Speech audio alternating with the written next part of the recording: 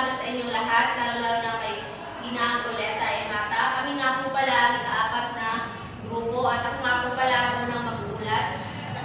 At ako nga pala ang pangalawa. At ako yung pangalawa. Ang paksa nga po pala at tatalakayin natin sa umagang ito ay patungkol sa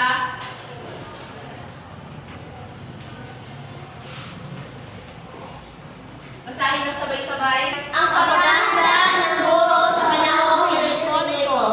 Pero bago yan, ibibigyan muna natin ang kahulugan kung ano nga ba ang elektroniko. Para sa iyo, Binibining Bacantos, ano nga ba ang elektroniko? Para sa akin po, yung elektroniko yung mga gumagamit ng yung mga teknolohiya na gumagamit ng mga electronics katulad ng mga kuryente, ganun. Okay, maraming salamat. Tama. Ang elektroniko klase ito ay tumutukoy sa mga kagamitan ng karaniwang ginagamitan ng kuryente. Na kung saan sa mga kabagong panahon, ang elektroniko o ang mga ikagamitan ay ginagamit na hindi lamang ng mga estudyante, kundi pati na rin ng mga guro. Sa inyong handouts, maaari mo bang magsabi kung ano ang panimula, Binibining Beho? Tumatalakay sa paghahanda ng guro ng mga kagamitang pangpatuturo. Ang aking panayam, ito ay naglalayong mailahad ang tungkol sa tatawagin natin ikagamit ng kaalaman sa napapanahong kalakaran. Ang paghahanda ng guro ng mga gamit sa kanyang pagtuturo. Kaugnay nito, binibigyang pansin diin ang ilang mga katangian dapat taglayin ng guro tungo sa isang epektibong pagtuturo. Okay, maraming salamat. Hindi naman linig sa ating kaalaman class sa mga bagong panahon ay ginagamit na talaga ng mga guro ang mga ikagamitan o tinatawag na elektronikong kagamitan. Na kung saan bilang isang guro, hindi lamang dapat na tradisyonal na kagamitan ang ating gagamitin, kundi akma din na gamitin natin ang mga elektronik kagamitan upang sa ganon ay magkaroon tayo ng maingganyo at malikhain na presentasyon sa ating mga mag-aaral. Ang susunod naman ay ang epektibong guro. Ang epektibong guro ay ito ay isang guro na nilalagay ng agham at sining. Agham sapagkat ang pagtuturo ay sangay ng karunungan, umalinsunod sa mga simulain at prinsipyo. Bilang isang epektibong guro, tayo ang umaakay sa ating mga estudyante. Tayo ang nagtuturo ng mga kaalaman na dapat nilang madala sa kanilang pag-uwi. Bilang isang guro din, kinakailangan natin sa panahon ng elektroniko, kinakailangan natin gamitin ang mga elektroniko kagamitan. Kagaya na lamang ng mga laptop, mga projector, na kung saan upang sa ganon ay malinaw natin maipakita at may pahayag sa ating mga mag-aaral ang leksyon na nais natin matutunan nila. Alam niyo ba, class, na may 4 na M ang guro? Una na dito ay ang pagiging matalino, mapagmahal, masiyahin at malikhain. Ngayon, uunahin natin ang pagiging matalino. Bilang isang guro, hindi lamang akma na tayo ay mayroong kaalaman sa ating leksyon na itatalakay sa kanila.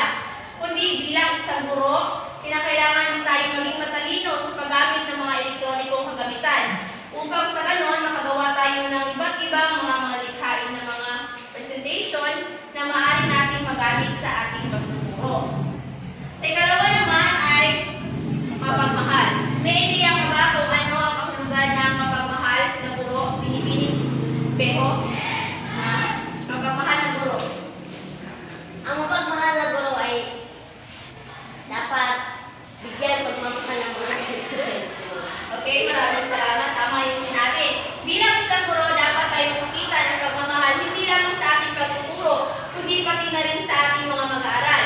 Upang sa ganon, kung mayroon man silang mga problema, ay malalapitan nila tayo at kapatid natin na hindi lamang serbisyo tayo na pamahal, kundi pati na rin sa ating mga estudyante. At ikatlo naman ay ang pagiging masayahin ng isang guro. Bilang isang guro, dapat ikaw ay mayroong energy kung ikaw ay magtuturo sa harapan, upang sa ganon ang iyong mga mag-aaral ay maingganyo namang makinig sa iyong natalakay dyan sa harapan o sa iyong paksa. At ang ika-4 na M ng guro ay ang magiging malikhain.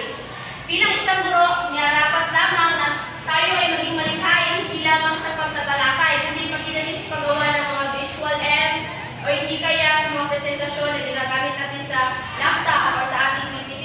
Dapat tayong maging malikhain. Kaya pag ginagamit ang mga elektroniko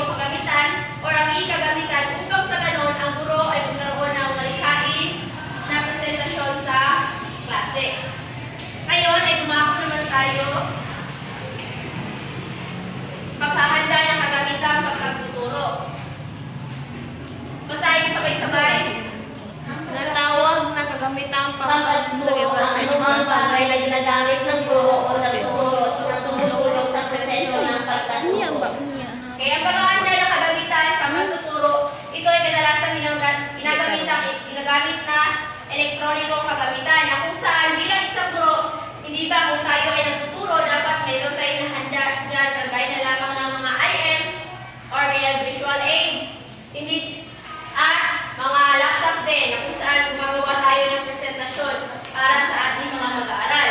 Tulad na lamang una nito ay ang layunin sa pagtuturo. Bilang isang guro, hindi ba sa ating bangkay aralin, nakikita natin sa unahan ang layunin kung ano nga bang nais nating makamit pagkatapos ng ating talakayan. Dito na nalalagay ang cognitive, affective at ang psychomotor. At ang susunod naman ay ang paksang aralin. Ito ay kung ano yung aralin na ituturo mo sa iyong mga estudyante. At ang ito ay katangian karanasan ng mga mag-aaral. Sa paghahanda ng elektroniko kagamitan class, nararapat lamang na alam natin ang karanasan ng ating mag-aaral dahil maaaring alam nila kung paano gamitin ang mga ito, mga elektroniko kagamitan. Kagaya na lamang ng laptop, mga PowerPoint presentation, at projector. At ang ikaapat ay panahon gugugol sa paggamit. Halimbawa na lamang ito class sa panahon gugugol sa paggamit, gaya na lamang kung ikaw ay magpapakita ng video presentation. Hindi ba ang video presentation class ay ilang minuto lamang inaakma nitong gamitin? Hindi ba binibining kakantos? Yes. Okay, tama. At kalima naman ay magpupunan ng kagamitan. Sa magpapupunan ng kagamitan, marami tayong mga option nito kagaya na lamang ng mga library or mga hindi kayo online resources. At ang panghuli ay ang budget. Sa paghahanda ng elektronikong kagamitan class ay dapat mayroon tayong sapat na budget. Kagaya na lamang kung tayo ba ay may pera ba para mag-print ng mga handouts para sa ating mga estudyante. At ngayon naman ay pagpapatuloy ni Binibining Beho. Stop sa Ngayon naman ay ating ipagpatuloy ang mga uri ng kagamitang pagtuturo. Pampagtuturo. Ang mga kagamitang pagtuturo class ay nagdudulot ng iba yung karanasan sa mga mag-aaral sa lalong ikanaunawa ng baksang pinag-aralan. So may mga tatlong kagamitang iilan sa karaniwang makikita sa halos lahat ng classroom ay o ginagamit ng maraming guro ay ito class. Una, ang pisara or di kaya chalkboard o whiteboard. Pangalawa naman class, mga libro at iba pang babasahin. At Chart. Chart at mga larawan at saka modelo. Sa ilang classroom ay makikita rin ginagamit ng mga guro ang tulad ng mga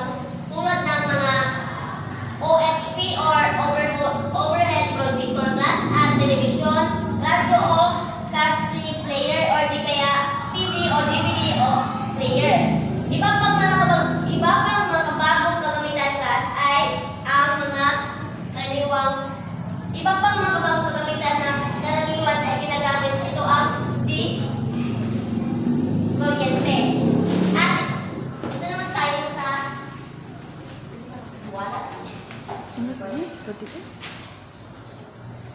So, ang kagamitan class ay kasalukuyang ang pagkakabit ng isa iba't ibang salitang lumalawak na paraan ng pagbuos ng salita sa larangan ng computer at sa internet. Halimbawa lang nito class ay ang computer, internet, USB, flash drive, scanners, DVD o LCD projector. So, lahat naman nito na nasa makikita nyo ay kilala natin, di ba class? Sino hindi nakakilala sa computer? Di ba? Lahat tayo ay nakakilala nito. Yan ang mga halimbawa ng mga kagamitang ginagamit ngayong class. And the internet kung saan nagsabi na anumang salitang ikabit dito ay nagkakaroon ng kahulugang may kaugnayan sa konsepto ng computer at internet. So, ang kagamitang pagpaturo sa makatuwid ay tumutukoy sa mga kagamitang inihanda ng guro na may kinalaman sa paggamit ng computer o internet. So, ang computer ay isa sa mga halimbawa o isa sa mga mas mahalagang ginagamit natin sa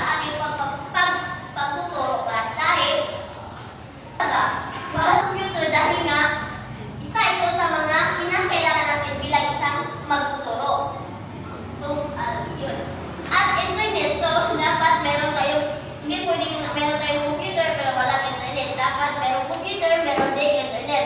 At saka scanner, DVD, LCD projector. So yan, lahat ng makikita nyo class ay mahalaga na sa mga Pinipiling makantos. Mga batayang kaalaman sa paghahanda ng ikagamitang pampagtuturo. Ang mga ikagamitang pampagtuturo ay maaari ihanda sa tatlong sitwasyon ng paggamit. Una, sapat na kaalaman sa paggamit ng computer at panggamit. Tatlong sitwasyon sa paggamit ng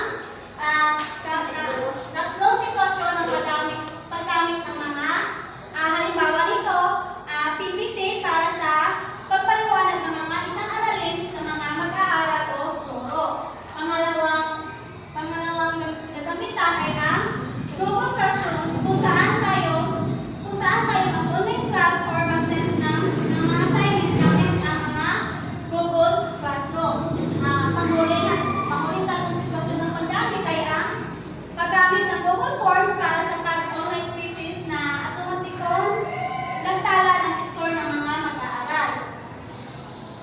Sapat na kaalaman sa paggamit ng computer at paggamit kaalaman sa paggamit ng computer Sapat na kaalaman ng at paggamit. Ito yung unang halimbawa na binigay ko. PPT at sa pangalawa naman ay ang Word documents kung saan tayo magbuhat ng lesson plan. Gamit tayo ng ang Word document. Ang pangatlo naman ay kasanayan sa ilang programang pang-computer. Halimbawa dito is Canva.